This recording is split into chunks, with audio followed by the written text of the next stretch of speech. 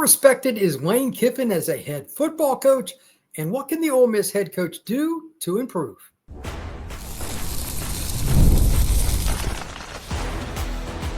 You are Locked On Ole Miss, your daily podcast on the Ole Miss Rebels. Part of the Locked On Podcast Network, your team every day. Welcome back into the Locked On Ole Miss podcast. I am your host, Brian Smith, longtime college football writer and recruiting analyst, in for Stephen Willis. Thank you for making the Locked On Ole Miss podcast your first listen each and every day. Later on in the show, we're going to be talking about recruiting, got a few big visits going on, and a few other nuggets to discuss here on Locked On Ole Miss. In the midst, we're also going to be talking about the coaching rankings that came out, why some of them I agree with and some I do not, but they are a barometer of what teams do to get it better, and that's why we start off with, what has Lane Kiffin really done to earn his respect or not? It's up to everybody's opinion. And believe me, I understand that Kiffin has a very wide range of opinions. So I want to start there overall. Do I think he is respected as a head football coach, not only at Ole Miss, but throughout his career? Yes, but with a couple of caveats. Number one, he has ticked off so many people with his post. I personally find him hilarious that some people, no matter what he does, will never give him any credit. You have to accept that open-endedly, because whether he was at USC, went to the Raiders, came back, went to Tennessee, he's done all kinds of weird things in his career. It's just really hard for people to understand. And of course, the way he went to see is part of it, but it's also how he just takes shots at people. There are certain members of the media that do these rankings that give the respect or not, that are just never going to accept somebody who's not a traditional conservative personality in front of a microphone. And there are also those that just don't like him because he's very brash on the sidelines. Okay, there are a lot of guys like that. And believe me, I work with a lot of different media members. Many of them are very difficult to please. So I don't put a lot of stock in it, but I was looking at a poll. It's on 3. And they were going through, and I'll give my thoughts on several of these guys in the SEC here in a moment. But I was going through looking at their top 10, and I'll talk about that too. I didn't have any problem with it, but at the top, it was just like, okay, these are the guys that have won titles or been to the title game in the last couple of years. It was pretty generic. I didn't think there was a lot of creativity there. And let me give you an example. At certain schools, it's harder to win than others. I'll give it credit. Kyle Whittingham, head coach at Utah, was number 9 on this list. Very good football coach, but it's hard to win at Utah, man. I used to talk to Urban when he was at Utah, and like some of the things they had to do in recruiting and this and that. I mean, it's just a different deal. And he built it. And then Whittingham took over for Urban, and he's still there. I think he might be just about the longest tenured coach in college football, other than Kirk Ferentz, maybe. It's one or the other. But anyway, the point is still the same. Certain schools, really hard. To that point, Ole Miss would fit that category. It's never been a tradition-rich program in terms of actual titles, just rabid fans that root for the Rebels and a lot of good individual players and some good teams here and there. But Kiffin has turned the program around and made it more viable than at any point in my lifetime. Why doesn't he get more respect for that? Again, it goes back to the same point I made just a moment ago. A lot of people look at it as a popularity contest, which is stupid. I openly agree. For anybody out there saying, well, that's not the way it should be, I don't disagree with you.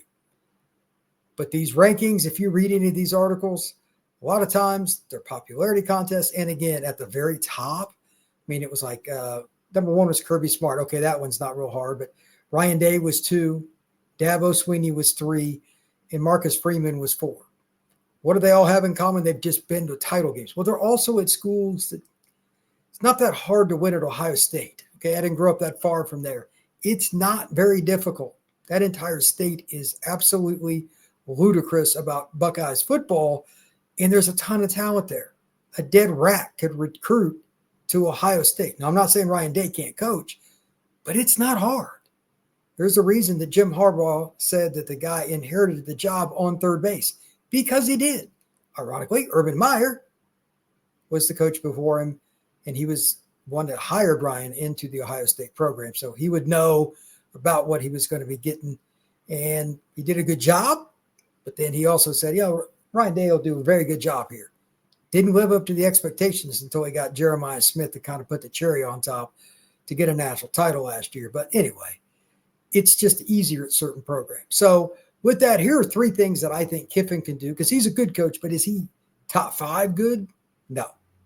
He's got to win more big games. He's obviously got a poor record. If you follow any of that, he's already won a couple of games against like top 5, top 10 teams in his career. Once when he was at USC, they went to Oregon and won, and like one other one or something like that. But it's a very poor record. The following 3 things I think would help Ole Miss long term, and as well some of these right away. Number 1, he's got to recruit high school offensive linemen at a higher clip each and every year, and preferably within the state of Mississippi. Now, the state of Mississippi has a lot of linemen. It shouldn't be that hard, but some of the best do leave the state. One of the best this past year went to Florida State, even though they went 2-10. I was a bit surprised by that. Mario Nash Jr., Ole Miss didn't get him. That's a kid that ends up going all the way out to Tallahassee. That would have been a player that Ole Miss could have certainly used. He was one of the best offensive tackles I saw last year at the Under Armour camp, and his film was really, really good. LSU and a whole bunch of other schools went after him. He ends up with the Seminoles. But again, in general, they need to recruit the high school ranks on the offensive line up one more notch, meaning not just numbers, not just offensive tackles, guard, etc. Balanced recruiting each and every year out of the high school ranks would probably help Ole Miss considerably. There aren't many good players in the portal that play offensive line. And when there are, they are almost always overpriced because it's supply and demand. The really good ones just don't get in the portal. If they're leaving that school, more often than not, they're leaving for this thing they call the National Football League. Number 2, as the game last year against Kentucky showed, it is difficult to get teenagers and early 20-something players motivated for games they should win. Ole Miss completely laid an egg in that game in critical moments. We all know it. Give credit to Kentucky too, but this has been a theme with Kiffin teams too often. They'll be on a roll. They'll be beating teams. They'll beat other good teams like they beat the bejesus out of Georgia, but they lost to Kentucky. There's just no excuse for this. I'm sure some of you will still comment on YouTube trying to protect it because you're protecting the Ole Miss shield. Good luck. I'll be happy to comment and tear you apart because there is no excuse for losing to Kentucky. It was a lack of preparation mentally, which Kiffin is obviously responsible for, and it was a lack of preparation after halftime, not just before the game, but like they didn't really look any different after halftime in that game. I remember watching it like, is this really happening right now? So there are certain things that he could do better with preparation to get guys up. And it's one of the hardest things in the sport, but the dude makes like $8-9 million a year or whatever it is. Figure it out. Number 3, I just brought up the secondary part there. Sometimes this happens, and there are certain coaches that are just better at it than others. And 2 of them are guys that Lane Kiffin talks about quite frequently and should, because he worked for both. Pete Carroll, as well as, of course, Nick Saban. A year or 2 ago, when Saban was getting ready to retire, forget who they were playing at Bama, but they played poorly in the first half. Comes over to the sideline report. He looks calm as he can be. She says, Coach, what do you need to do in the second half? He mentioned something that they did. He goes, I know the adjustment for that. We'll be all right. Comes out in the second half, and they kick the crap out of that team. His ability to adjust in the middle of a game was about as good as any that I've ever seen in any sport. And I'm not saying Kiffin is going to suddenly be Nick Saban, but he can call the guy. That wouldn't hurt, by the way. And he's also got him at his disposal among other coaches to use for resources to figure it out. I think second half adjustments could be better for Kiffin, especially on defense, because again, you're the head coach. You're not just responsible for the Rebels on the offensive side of the ball. If for whatever reason a team is kicking your tail and it's just because they're outscoring you, you got to go help the defense just as much, if not more, than you would your offense. The offense has got enough talent and you've recruited it well enough. The system's doing well.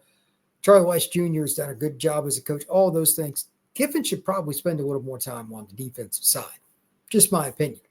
We'll talk a little bit more about Kiffin as we move forward, but I'm going to talk a little bit now about this national list, as well as the SEC coaches, some other things we can learn and how we could plug those into what Kiffin does or does not do right now and get better at it as we move forward. That is next here on the Locked On Ole Miss podcast.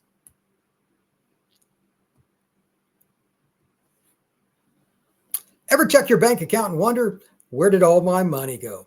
Between dining out, online shopping, and entertainment, it's easy to lose track. That's where Monarch Money comes in, your personal CFO, giving you full visibility and control over your finances.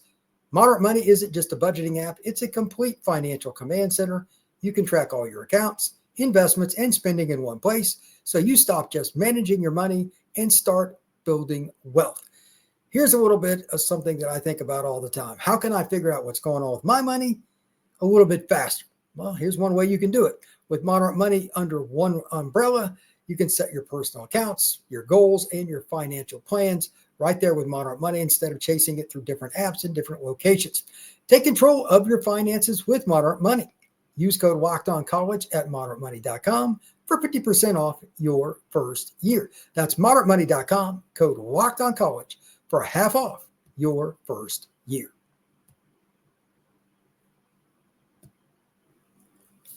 So who do you think are the top college football coaches? There's a lot of different opinions on it, and I touched upon a few of the top guys a few minutes ago, but I want to run through this list and give you a few reasons why I agree or disagree because I just think it's fun. And then we're also going to get into some of the SEC coaches and mix and match. Just going to talk about them in general. That part is not, I repeat, is not the quote-unquote list. We'll talk about that some too, and then we'll get into recruiting at the end of the show. So first off, just 10-1. This was on 3. I don't know if you could take this any way you want. But Matt Campbell was Iowa State. Kyle Whittingham was Utah. Down number 8, James Franklin from Penn State and Nittany Lions. Kalen DeBoer, Alabama Crimson Tide. Dan Lanning, number 6 with the Oregon Ducks. Steve Sarkisian, number 5 with the Texas Longhorns.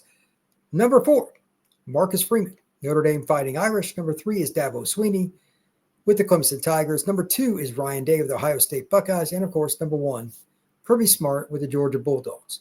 I don't have any problem with that list per se. Just want to make a few comments on them again, because as I noted in the first part of this show, it's not that hard to figure it out. Certain schools have certain advantages. You get better players. So I'm going to just pose a generic comment to you. If Kiffin was at Bama right now, or Georgia or Texas, would he be in the top 10? I say yes. And I say not only top 10, it'd be top 6 conservatively. You know why?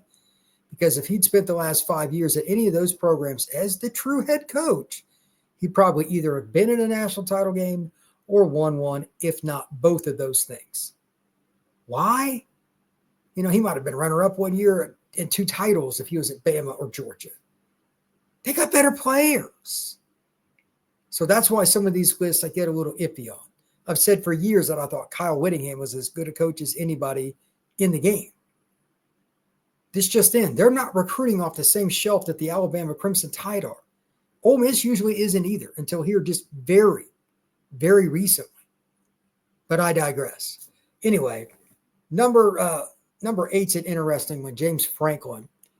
He's not a good game day coach. And it's the same problem that Kiffin's had against the elite teams. But for the most part, Penn State's not quite what Michigan or Ohio State is in recruiting. They're close, but usually they don't quite get there.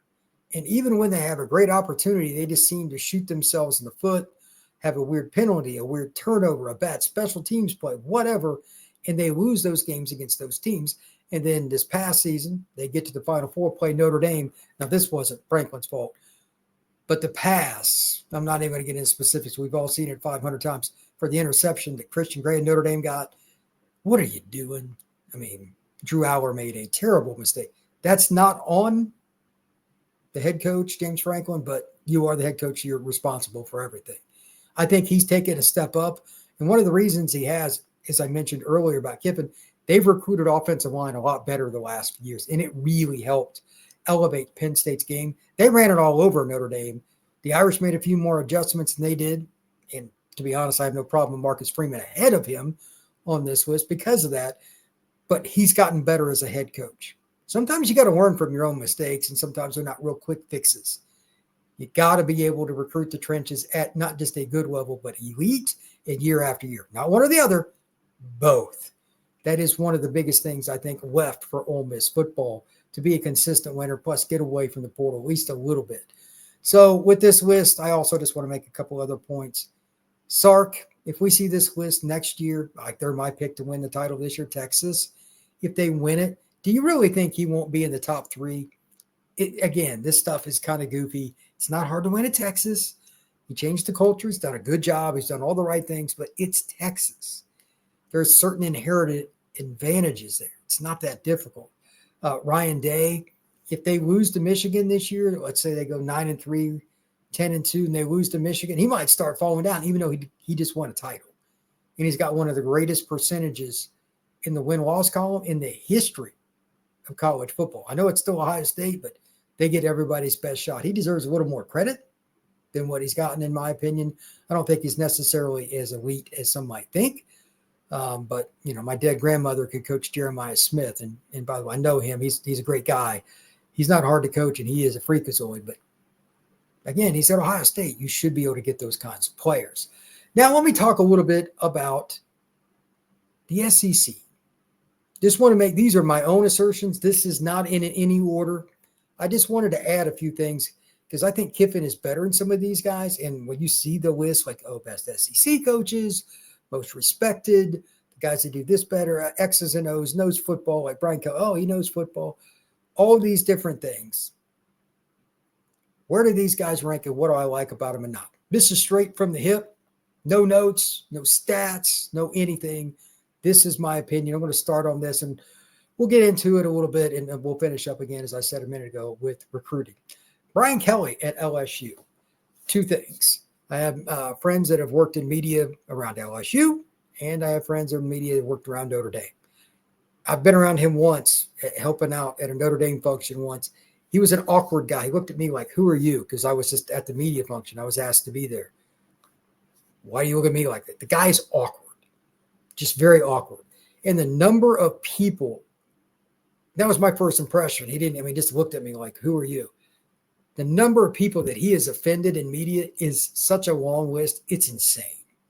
The people that don't like him is longer. He can be a jerk.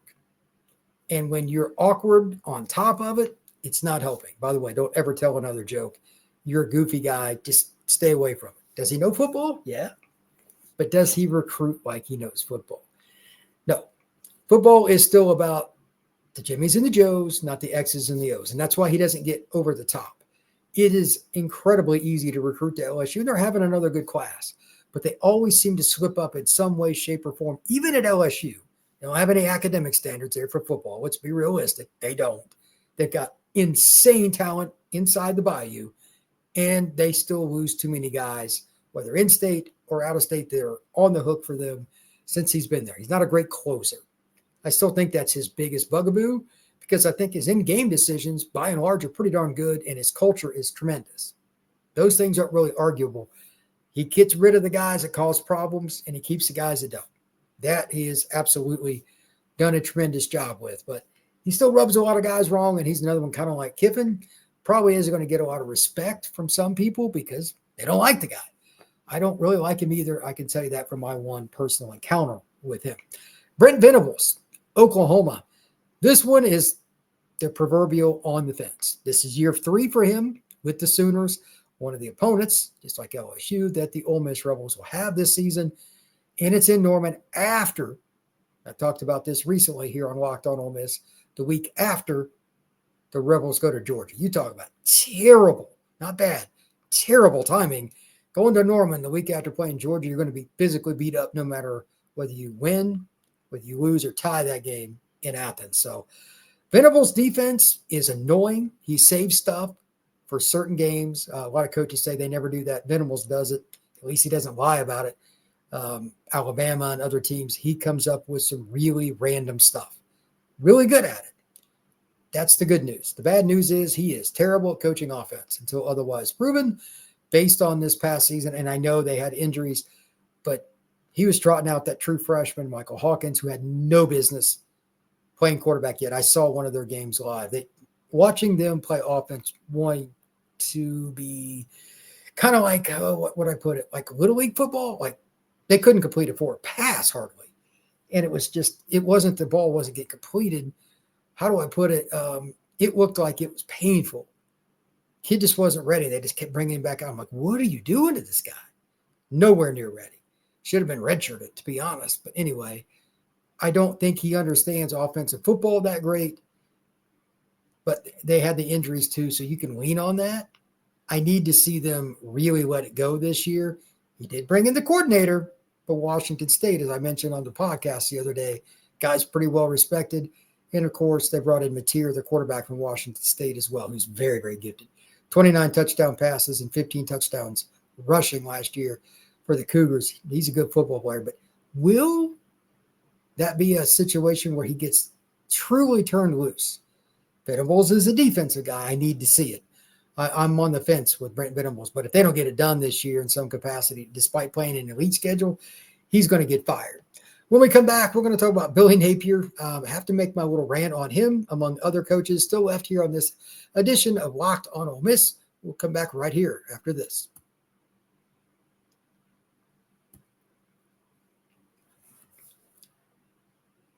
Does Billy Napier survive the 2025 college football season for the Florida Gators? I'm going no. And the reason I'm saying that is they're just not getting it done on the recruiting trail. They got 2 commitments, and one of which just happened today as I record this. And secondarily, there's just like no buzz for them. And they got DJ Lagway. Now, Napier, by all accounts, from everybody I've spoken to, pretty nice guy. I don't know him. I've never run into him, never spoken to him. But I have never seen a guy that gets less respect, despite being a really good guy, than him. And I find that odd. The SEC's full of coaches with different personalities, like Eli Drinkwitz. I'll talk about him in a minute. Unique dude. Billy seems like a really good guy. People I've spoken with that have dealt with him, people that cover recruiting, people that cover the SEC, people that know him. I've never heard anything other than positive. But like a few years ago when they went, and that's not surprising with this, they played Utah and they looked terrible. They got so outcoached by Whittingham and his staff. It was just awful. You cannot tell me Florida has a worse roster than the Utah Utes. I'm sorry. They do not. So he gets beat up for that, and he should. But they've recruited fairly well, despite, let's just say, way below expectations being met at Florida. And I think it's interesting that he's still there, but they almost fired him last season, and instead of canning him, they said, you know what? We're just going to spend this money on NIL and recruits. Help Billy out. We'll get through next year, and we'll figure it out. I still think based on their schedule, because the only one that might be more difficult, debatable, is Oklahoma's, ironically. And their expectations and their short, thin-skinned fan base, and is Florida's fan base thin-skinned. Oof. They can't even stomach the thought of anything going wrong at UF. But while I like to make fun of them, they do have a goofy situation, because since 2020, when they were really good, 4 years in a row, Florida has stunk by their standards. I mean, just stunk. They have so many games where they look good for a while, then they give it away, and then there are other games where they just don't show up. One of the most frustrating teams to watch by a mile. Like, they played well against Ole Miss last year, but that game against Miami to open the year, it looks like a JV high school team. It was horrible. So I don't know what's going on with that. And if he doesn't figure it out, he's going to be in a lot of trouble. Shane Beamer, I don't know a ton about him, but the South Carolina head coach, obviously, his father was an incredible coach at Virginia Tech. What he did there is commendable. He's a Hall of Famer. Beamer ball, the whole 9 yards.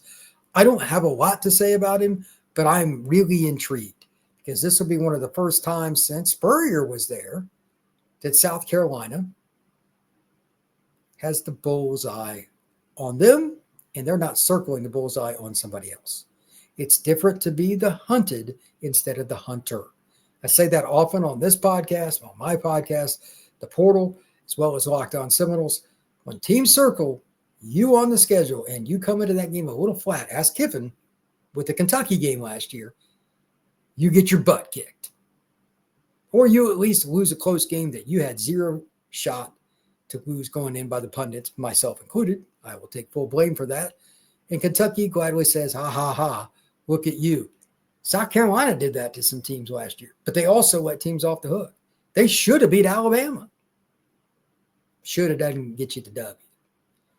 But I think he's built some culture there, despite having to buy a lot of the kids to get them there. Let's just call it what it is at South Carolina. They got major NIL, but recruiting to a school like that doesn't have a ton of tradition, is difficult. They've done a good job. NIL or not, they've done a nice job of coaching them up, and their defense is nasty. He turned them loose. Their pass rush was really impressive and just, quite frankly, a lot of fun to watch. I'm curious if that's going to be his niche, kind of like his father with special teams was just insanely good. Beamer and I would say Lou Holtz are the two best special teams coaches that I've remembered. Urban would be another one that was really good, but Bowden be another maybe. But just to be in that conversation with those guys, Beamer should be very proud. And again, he had a great career at Virginia Tech. And now his son's defense is kind of turning into something special, and he's got the Lenore Sellers kid. Is he that guy? I don't know. We'll see.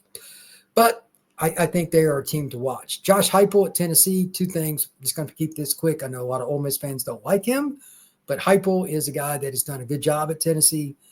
He got hosed on the whole Nico situation. I think he handled it about as well as you can, especially the media after that. They'll be good. I don't know if they're going to be great, but long term, that's going to be a team that's an 8-win team, like the 4 for them moving forward, and they'll be in the playoff probably about every other year. Tennessee's going to be a good football team. The consistency, how he recruits and how he handles his staff and does adjustments, Kiffin and everybody else can certainly learn for him. Eli Drinkwitz, just want to bring this up. When was the last time Missouri was consistent? It's been a little while. Gary Pinkel was there, did a nice job, but I think they went past that because their defense is even more consistent, and they've won with a quarterback that wasn't great. Good guy, but wasn't great. And it's also a scenario where they've started to get kids to stay in state a lot more than they used to. Most of the kids in Missouri used to leave. That's something that Kiffin can certainly relate to here. If you just keep 1 or 2 more kids home during each recruiting cycle, it changes your football program. It adds up. Finally, Mike Elko at Texas A&M. This will be year 2. I'm curious. Not an easy schedule. Their win-loss total for FanDuel is 6.5. With all their talent, that's a pretty low number. They do have third week of the season at Notre Dame, so we'll know pretty quick if they're any good. And they also have, of course, a very difficult schedule in the Southeastern Conference. They got to go play Texas on the road. Texas and Notre Dame, maybe the 2 best teams in the country on the road this year. Good luck with that, by the way. They've got Auburn and different teams at home that they got beat by Auburn last year. They kind of laid an egg. But I would be willing to bet that Elko's consistency based on his career as a coordinator, as well as being the head coach at Duke, he turned that around, is something that Kiffin and everybody else could look at. You got to kind of stick with it, not make a lot of just quick and unrational decisions. You got to go after it each and every day, get rid of what happened yesterday or that game, and kind of wash your mouth of it. I think he's a really good coach, and A&M's got better days ahead. Not sure if they'll be great this season, but they're pretty good. Now I just want to wrap up with a couple of notes on recruiting. Ahmad Hudson, according to the 24/7 Ole Miss site, really good. I watched this film. Really good tight end class of 27 from Ruston, Louisiana. I believe that's northern Louisiana. Took a visit to Ole Miss, as did Mark Bowman, arguably the best tight end kid I had to see about a year ago. He's out of Mater Dei in Los Angeles. Of course, Lane Kiffin has a lot of ties to the Los Angeles area. He was on campus. He's got Ole Miss for no official visit this week. He's got Bama coming up the 30th, Texas June 6th, Georgia June 13th, and Oregon June 20th. That's about as elite a list as you can get, even though he was at Mater Dei sharing the football. He had 32 catches and 8 scores last year. Also, 2026, as a reminder, the Rebels have 8 commitments already. They're off to a good start this weekend. Having Bowman and having other guys on campus is good. But on the 30th of May, that's when this thing will get rolling even more. If there is more recruiting news, I will report it this week here on Locked On Ole Miss. Thank you once again for making Locked On Ole Miss your first listen each and every day. We are free and available wherever you get your podcasts and on YouTube. Please like this podcast, please subscribe, and please share it. And above all else, because of the algorithm on YouTube, please comment below. It really helps the show a ton. We will see you again soon here on the Locked On Ole Miss podcast.